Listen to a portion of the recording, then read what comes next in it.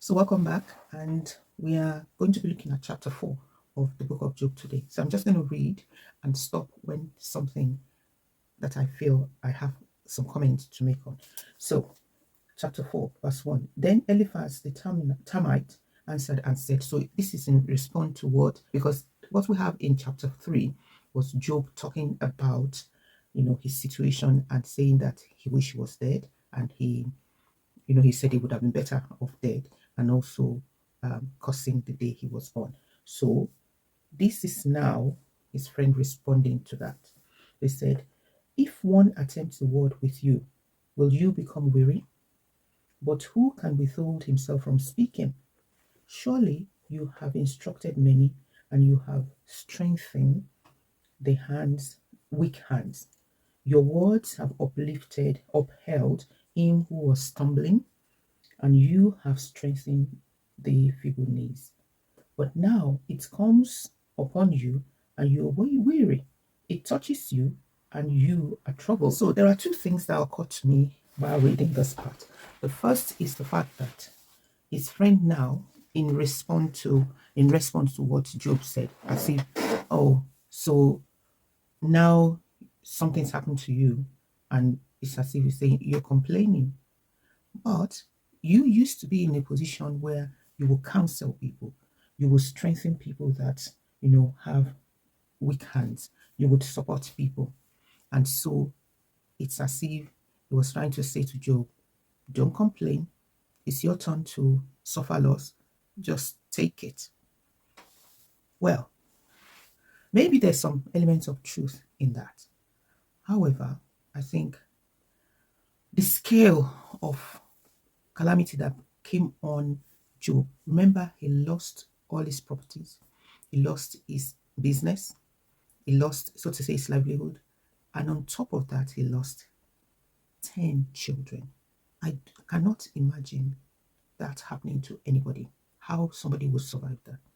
And on top of that, he now has health challenges. It was after all of this that Job, started saying what he said. So I'm not quite sure his friend, this Eliphaz, is in a position to say to Job, don't complain.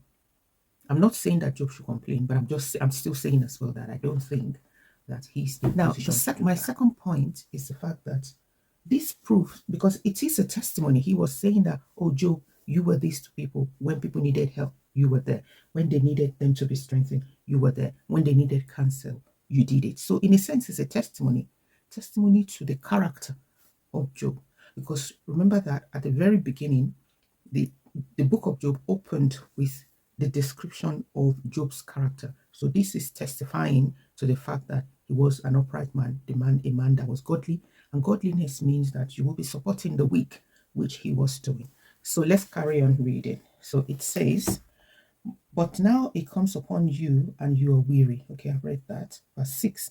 It's not your reverence, your confidence, and the integrity of your ways, your hope. I'm not quite sure I understand what it means there. Anyway, let's carry on. Remember now, whoever perished being innocent. Wow. Or where were the upright ever cut off?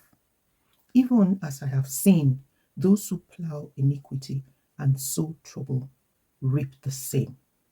By the blast of God they perish, and by the breath of his anger they are consumed. Now, I think where this man is driving at is this. I have a feeling that he's hinting that Job was not innocent and that God is just, because he said, remember now, whoever perished being innocent. In other words, he's reaping what he sowed. That God is not unjust to allow a just person, an upright person, to suffer this kind of loss. He said, or where were the upright cut off? In other words, the good people are not cut off. That expression cut off, I have seen it in other places in scripture, and it always means like a violent end or abrupt end to somebody's life. So I can only imagine that maybe he was talking about Job's children, that because they're young. Job is still alive, so it's not him cut off, but suggesting that Job's children were not righteous, so that's why they've been cut off. And to buttress that, he said, even as I have seen, those who plow iniquity and sow trouble reap the same. So this is a principle of sowing up and reaping, suggesting that this thing that's happened, it has a cause, and the cause is sin. But you and I know, because we have the full picture now, that these things that have happened to Job has nothing to do with sin, because the Lord considered him to be upright. Anyway, let's carry on reading. So he said, by the blast of God they perish, and by the breath of his anger they are consumed. The roaring of the lion, the voice of the fierce lion, and the teeth of the young lions are broken. The old lion perishes, but for lack of prey, and the corpse of the lioness are scattered. So this is time to talk about as if everything's happened, and there's a consequence, and the consequence is the consequence of sin is punishment, or this kind of thing that they've happened. In other words, saying there's no fire without smoke. That's what it's trying to say. Now, a word was secretly brought to me. So if you are getting value from this video, please give it a thumbs up and subscribe to the channel. Don't forget to also turn on your notification button so you can receive an alert when a new video is being made. So carrying on, Eliphaz in verse 12 says, now a word was secretly brought to me, and my ear received a whisper of it, in disquieting thoughts from the visions of the night. When deep sleep falls on men, fear came upon me, and trembling, which made all my bones shake. Then a spirit passed before my face. The hair on my body stood up. It stood still, but I could not discern. I could not discern its appearance. A form was before my eyes, and there was silence. Then I heard a voice saying. So what he's saying here is that he had an encounter, a spiritual encounter, maybe a vision, or I think he says a vision, in disquieting thoughts from the vision of night. So maybe he was sleeping, and he's trying to say that he got a message from this encounter with this being. And let's see what the message is. In fact, before we look at the message, I'm not quite sure I like the experience he's describing here, because I think if one had an experience with a spirit that is clean, you're not likely to have this kind of strange feeling. I know of people that have seen the Lord, people that have had visions, people that have seen angels, and it's not this kind of terrifying experience that they have. So I don't know if this encounter that Eliphaz is describing is with a clean spirit. Anyway, let's see what he said. So the message is this: can a mortal be more righteous than God? Can a man be more pure than his maker? If he puts no trust in his servants, if he had charged his angels with error, how much more those who dwell in clay houses of clay, whose foundation is in dust, who are crushed before a moth. Now, what I would say about this is that, going by this message, this person or this messenger is saying to Eliphaz that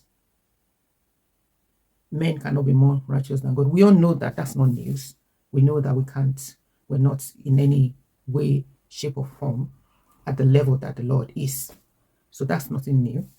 Can a man be more pure than his maker? That's the same thing. We know that. Now, this is the bit I'm not quite sure.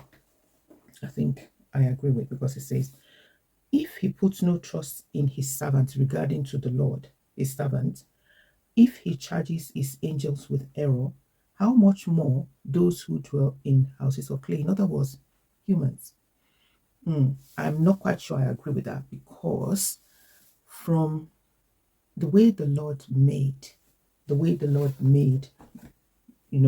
man, the Lord made man in his own image. I have made above videos on this channel where I talked about the fact that I did a series on the fact that we are special to God, and I'm working on a book on that topic as well, using some of those videos that I've made.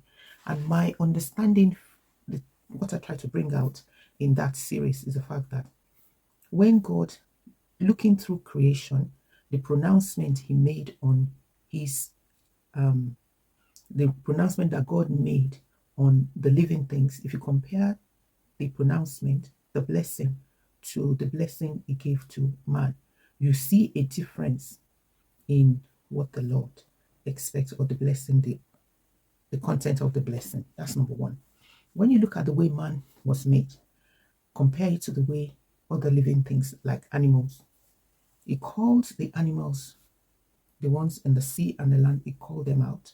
But when it came to man, God first said unto the other members of the Trinity, come, let us make man in our image, in our likeness.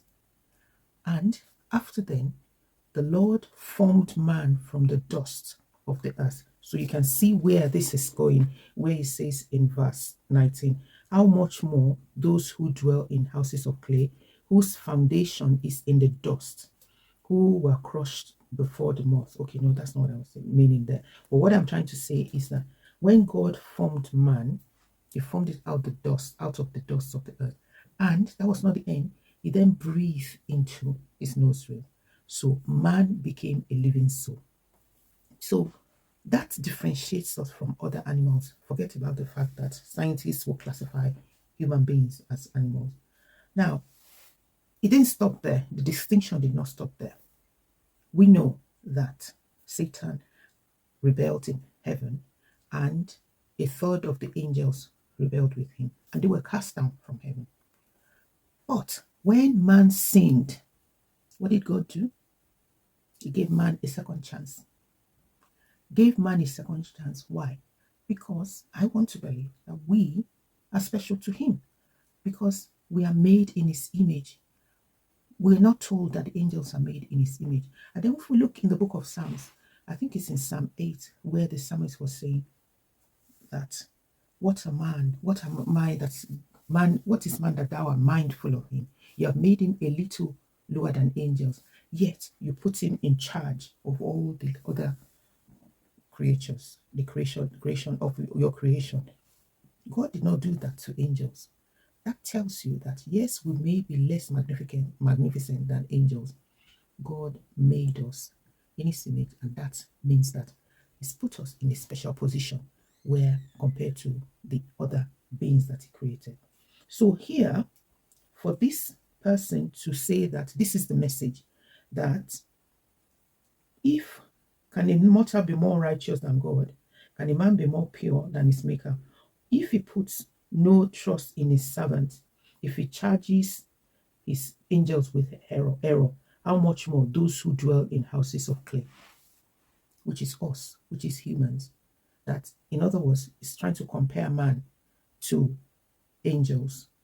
That is a no-go area, because God did not put us in comparison with angels. So I doubt very seriously the vision of this man, where he's coming from. What do you think? Let me know your thoughts. Job is having for the things that fall in him. What do you think? Leave a comment in the comment section about what you think. First, about this man, Eliphaz, about what he thought with regards to the cause of Job's problem or the situation. And I think maybe, what do you think as well about this vision that he's saying that is hard? So put whatever you think in the comments, and let's have a conversation about this. So carrying on from verse 19, it says, how much more those who do, we've read that.